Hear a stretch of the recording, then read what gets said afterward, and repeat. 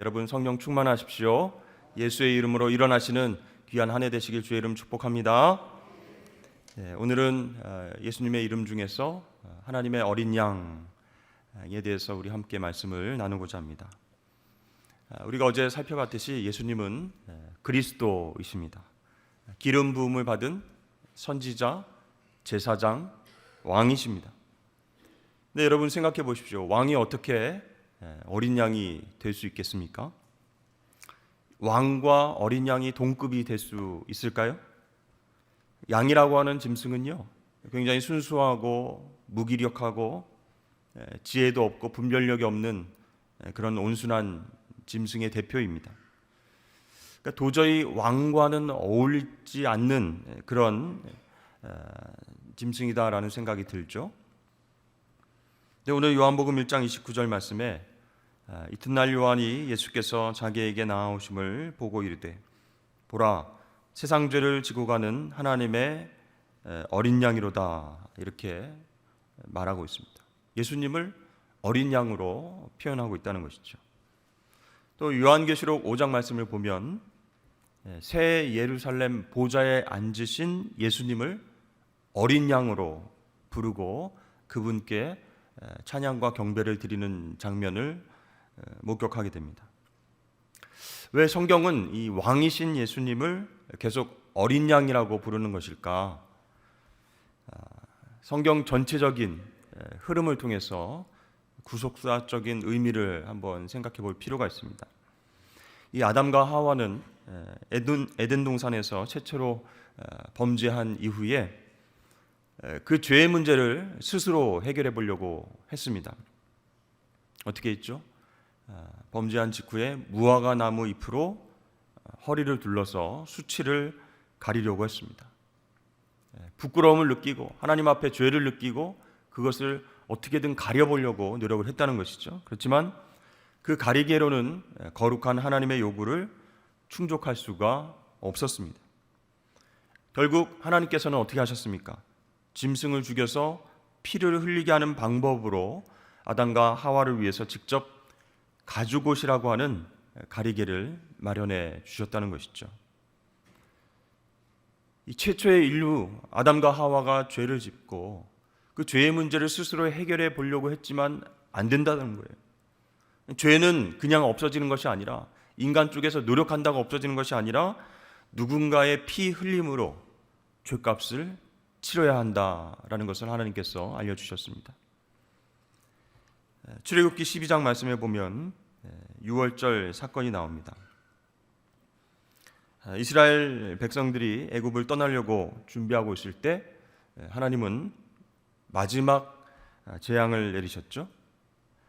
애굽 땅에 있는 장자를 모두 죽이는 그런 끔찍한 재앙이었습니다. 근데 이스라엘 백성들은 이 재앙을 피하기 위해서 하나님께서 방법을 말씀해 주셨죠. 어떻게 하라고요? 흠없는 어린 양을 죽여서 그 피를 자기 집 문설주에 바르면 그 피를 보고 심판이 넘어갈 것이다. 그 집을 심판의 천사가 건너뛰게 하심으로 그 집안에 살고 있는 모든 사람이 생명을 보존할 수가 있었습니다. 그러니까 이 양의 피를 보고 하나님 심판을 넘어가게끔 하셨다라는 것이죠. 여러분, 왜 문설주에 양의 피를 바르라고 하셨을까? 레위기 17장 11절 말씀에 육체의 생명은 피에 있습니다. 내가 이 피를 너에게 주어 제단에 뿌려 너희의 생명을 위하여 속죄하게 하셨나니 생명이 피에 있으므로 피가 죄를 속하느니라, 이렇게 말씀하고 계시죠. 바로 이런 차원에서 하나님은 자신의 진노를 돌이키려면 피 흘림이 있어야 된다라고 말씀을 하신 것이죠. 자, 출애굽 이후에 이스라엘 백성들은 성막에서 제사장을 통해서 예배를 드렸습니다. 그 예배 드리는 방법도 하나님께서 일일이 다 알려주셨죠. 그때 필수적으로 해야 하는 일이 바로 희생 제물을 잡아서 피를 뿌리는 것이었습니다. 하나님께서 흠없는 짐승들을 잡아서 그 피를 뿌리라 명령하셨어요. 염소와 양과 송아지를 희생제물을 삼아서 그 피로 제사를 계속 드리게 됐는데 한계가 있습니다. 사람의 죄가 끝이 없어요. 계속 죄를 지은 사람들이 몰려옵니다. 그 사람들의 죄를 하나님께서 사해 주시기 위해서 희생제물을 계속 잡아서 피를 뿌리고 계속 태우고 제사를 올려드려야 됩니다. 이 온 세상의 동물을 잡아서 희생제를 드려도 인간의 죄값을 다 치를 수가 없는 상황이었습니다. 그래서 독생자 아들 예수 그리스도께서 이 땅에 오셔서 어린 양처럼 친히 자신이 희생제물이 되어서 그 피를 뿌렸습니다. 그러므로 말미암아 단번에 인류의 모든 죄값을 사하시는 속죄 제사를 하나님 앞에 드리게 된 것이죠. 베드로전서 1장 말씀해 보니까 너희가 알거니와 너희 조상이 물려준 헛된 행실에서 대속함을 받은 것은 은이나 금같이 없어질 것으로 된 것이 아니요 오직 흠없고 점없는 어린 양 같은 그리스도의 보배로운 피로 된 것이니라. 아멘. 어린 양 예수 그리스도의 희생, 그 피 흘림으로 어떤 일이 일어나게 됐습니까? 하나님과 사람 사이의 관계가 회복되었어요. 화목이 이루어졌습니다. 우리 고린도후서 5장 말씀 함께 읽어볼까요? 시작. 하나님께서 그리스도 안에 계시사 세상을 자기와 화목하게 하시며 그들의 죄를 그들에게 돌리지 아니하시고 화목하게 하는 말씀을 우리에게 부탁하셨느니라. 아멘. 그렇습니다. 하나님은 예수님을 통해서 온 세상을 당신과 화목하게 하셨습니다.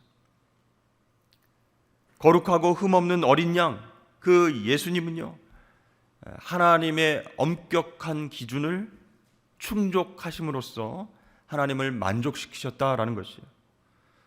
여러분, 화목하다라는 그 말은요, 만족한다 그런 뜻이에요. 하나님은 죄를 죄로 보세요. 아주 작은 사소한 죄도 죄로 여기십니다. 공의의 하나님께서 그 죄를 받아들일 수 없는 것이에요. 그 죄를 사하기 위해서 희생 피가 필요한데 거룩하고 흠이 없는 어린 양 같은 예수 그리스도의 보혈만이 하나님을 만족시키신다. 그래서 하나님과 인간 사이를 화목케 하셨다 그런 뜻이에요. 여러분, 노예제가 합법적으로 그렇게 통용되던 때가 있었습니다. 우리 너무 감사하죠. 노예제가 있었던 때에 태어났다면 우리는 언제 어떻게 노예 생활을 하고 있는지도 모릅니다. 근데 누군가가 노예에 대한 값을 치르면 어떻게 되죠? 그 노예는 해방되어서 자유인의 신분을 얻을 수가 있습니다. 그러니까 값을 치른 사람의 종이긴 되긴 하지만 해방되어서 자유인의 신분을 얻게 된다는 것이. 하나님은 흠없는 어린 양 예수님을 십자가 대속의 피를 흘리게 하심으로 인류의 죄의 값, 사막에 대한 빚의 대가를 다 지불하셨어요. 그래서 우리는 자유케 되었고 하나님과 화목을 누리게 되었다라는 것입니다. 사랑하는 성도 여러분, 어린 양 예수님은요, 우리의 모든 죄값을 치르심으로 우리 과거의 죄들을 용서해 주셨습니다. 해결해 주셨어요. 동시에 지금도 끊임없이 우리를 괴롭히는 그 죄에서부터 우리를 자유케 하시는 줄로 믿으시길 바랍니다. 그러니까 우리가 하늘을 향해서 한 걸음 한 걸음 나아가는 순례자들 아니겠습니까? 하나님의 자녀로 신앙생활하면서 사명을 감당하며 살아가는데 어떻게든 그 길을 가지 못하게 방해하는 마귀 사탄의 세력이 있어요. 그렇지만 오직 어린 양 보혈 능력을 의지한다면 우리는 마귀의 공격을 물리치고 승리하게 된다라는 것이죠. 이미 어린 양 예수 그리스도의 보혈의 피가 우리를 온전케 하셨기 때문에, 하나님과 화목케 하셨기 때문에 지금 우리가 살아갈 때에도 어린 양 예수의 보혈이 능력이 있다라는 것이에요. 그래서 여러분, 어린 양 예수 그리스도의 그 이름을 높이시고 항상 그 이름의 권세를 사용하시길 주의 이름으로 축복합니다. 이 어린 양 보혈은요, 우리를 구원으로 이끄는 능력뿐만 아니라 이 땅에 사는 그 동안에도 마귀의 유혹과 방해, 거기에서부터 우리를 지켜주시기 때문입니다. 그래서 우리가 어린 양 보혈을 계속 찬양하고 그 능력의 이름을 의지하는 것이 얼마나 중요한지 모릅니다. 근데 우리 중에서는요, 아직 보혈의 능력으로 회복과 치유를 경험하지 못하고 살아가는 분들도 있을 수 있습니다. 여전히 과거의 어떤 고통이나 죄 때문에 생긴 상처, 회복되지 않은 그런 아픈 마음, 그것들과 싸우고 계신 분들도 있을 것입니다. 그러나 여러분, 하나님의 어린 양은 우리를 위해서 구원을 확보해 놓으셨습니다. 그리고 그 구원은요, 우리가 여전히 안고 있는 모든 상처와 아픔, 그 모든 것들을 치유할 정도로 강력한 능력을 발휘하고 있다라는 것입니다. 여러분, 예수님께서 십자가에서 달려 죽으신 것은요, 단순히 죄인들이 성도가 되게 하기 위한 그런 목적만 있는 것이 아니라는 거예요. 하나님의 백성들이 치유되고 회복되는데 그 목적이 있다라고 말할 수 있습니다. 그러므로 여러분, 신앙생활 하실 때에 힘들고 어렵고 상처받고 넘어지려고 할 때에 어린 양 보혈을 의지하시길 바랍니다. 그때 하나님께서 예비하신 회복과 치유의 놀라운 경험을 할 수 있다라는 것이죠. 여러분, 사과를 이제 여러분 사셨을 때 작은 구멍이 난 사과를 보신 적이 있으시죠? 이 구멍이 있으면 무슨 뜻일까요? 이 사과 안에 벌레가 있을 가능성이 있다, 그런 뜻이죠. 근데 그런 생각을 해봅니다. 어떻게 작은 벌레가 사과 안으로 들어갔을까? 그 사과 위를 계속 이렇게 맴맴 돌다가 아주 작은 그런 이빨로 이렇게 그 사과 표면을 갉아먹으면서 안으로 쏙 들어갔을까? 그런 생각을 하게 됐죠. 근데 여러분, 사과 안에 벌레가 생기는 것은 그런 방법으로 이 벌레가 안으로 침투하는 게 아니라는 것이에요. 과일이나 잎에 떨어진 이 벌레의 알에서부터 애벌레가 부화해서 거기서부터 이제 먹고 올라오게 되는 것이죠. 그러니까 먼저 어린 애벌레 상태에서 사과 안에 자리를 잡는 것이죠. 그 후에 조금씩 이제 자란 벌레가 밖으로 나오려고 이 과육을 조금씩 파먹으면서 구멍이 생기게 되는 것입니다. 마찬가지로 여러분, 우리가 태어나는 순간 죄의 씨앗이 각 사람의 마음에 내면 가운데 자리 잡게 된다는 것이에요. 그래서 이 죄악이 표면으로 드러날 때까지 시간이 걸릴 수 있습니다.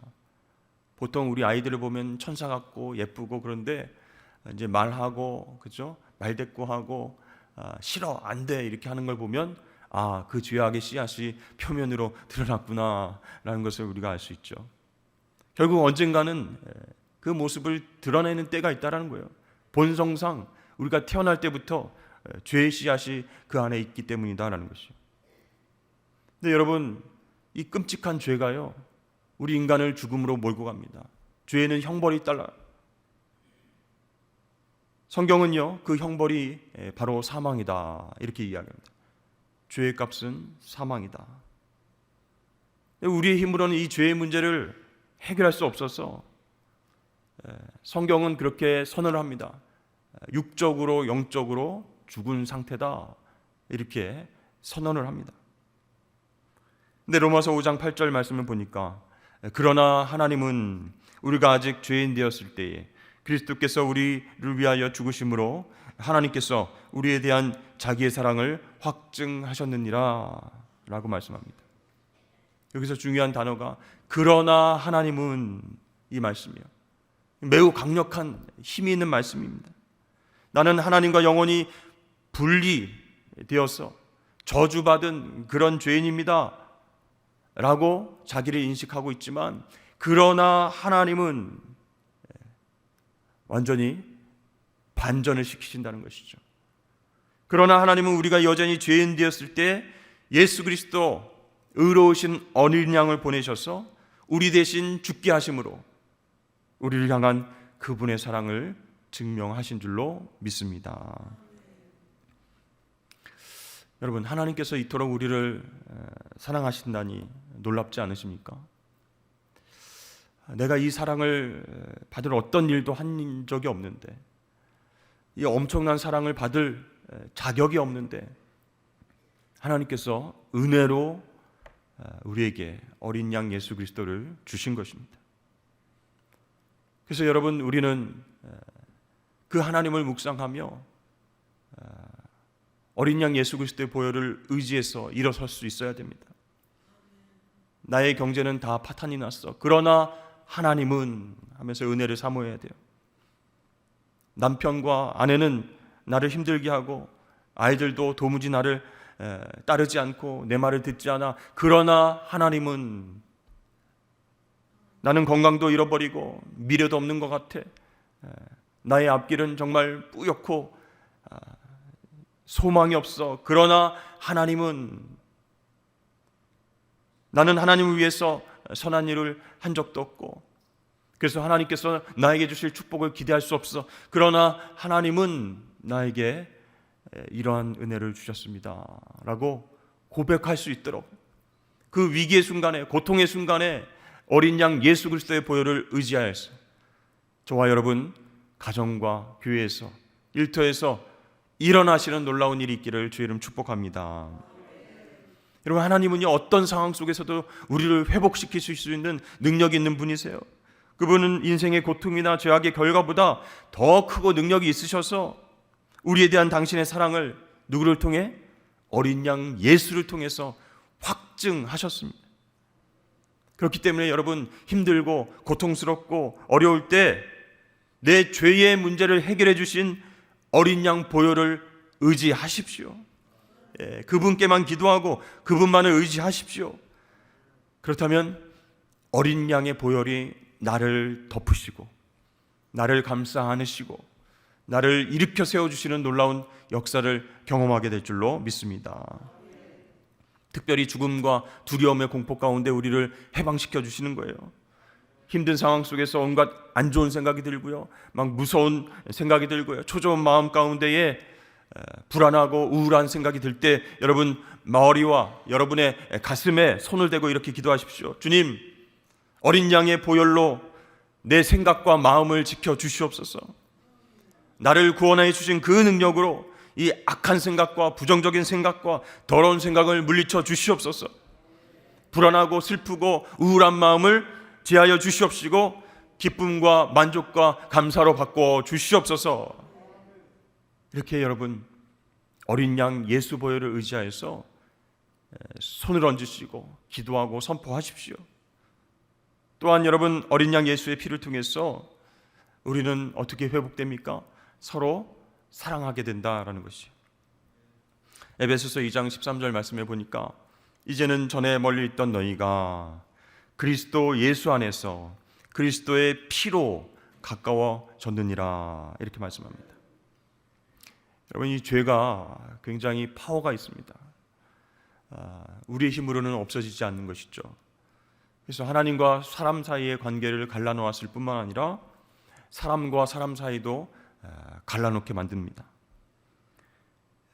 여러분, 한 몸처럼 서로 사랑했던 아담과 하와가 죄를 지었죠. 사탄의 유혹에 의해서 선악과를 따먹었습니다. 그 죄를 진 책임을 누구에게 전가하고 있습니까? 서로에게 떠넘기면서 원망하고 있습니다. 아담이 그랬어요. 하와가 먹으라고 그랬어요.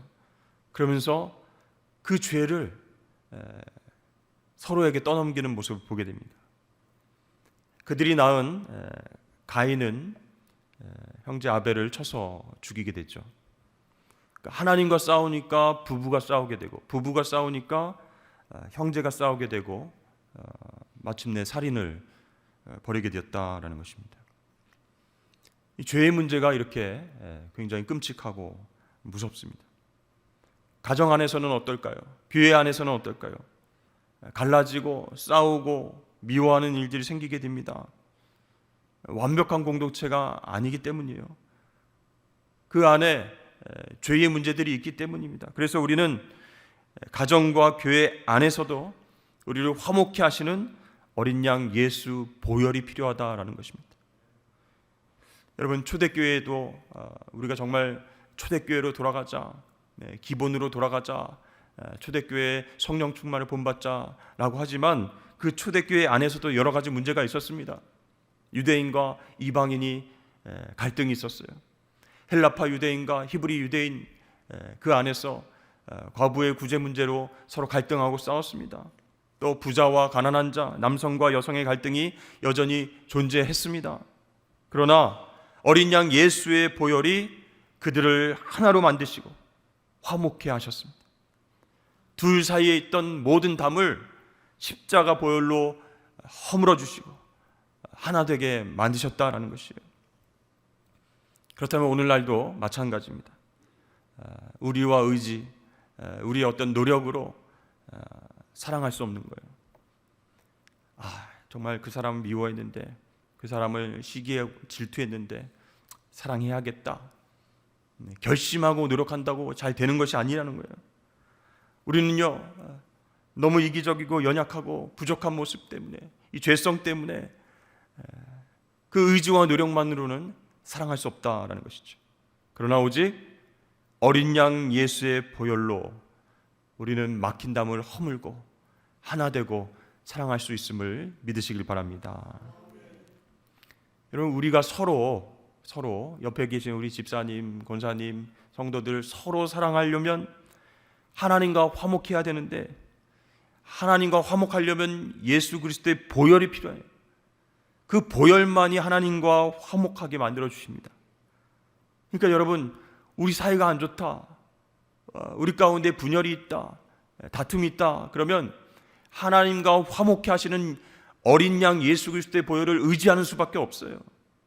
여러분, 미움과 다툼과 시기와 분열이 있는 곳에 어린 양 보혈의 은혜를 구하시길 축복합니다.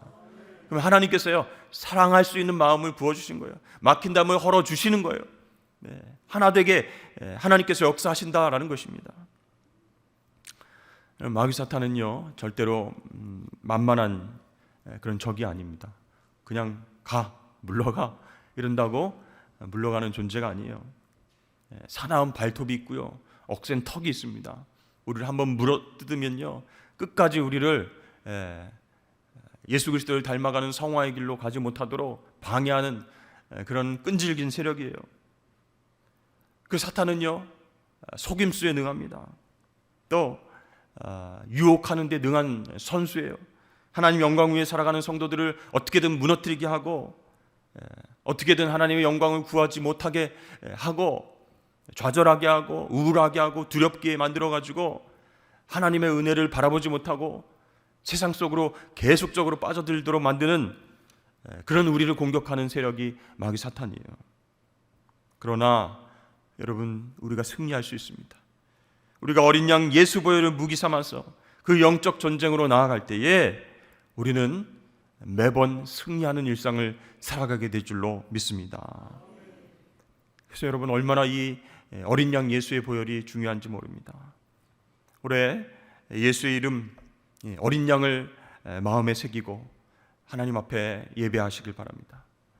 어린 양 예수 그리스도를 경배하고 그 보혈을 의지하고 삶 속에서 기도하시길 바랍니다. 그렇게 매 순간 보혈을 의지하여서 어린 양 보혈 때문에 승리하고 간증할 수 있는 저와 여러분 되시길 주의 이름을 축복합니다.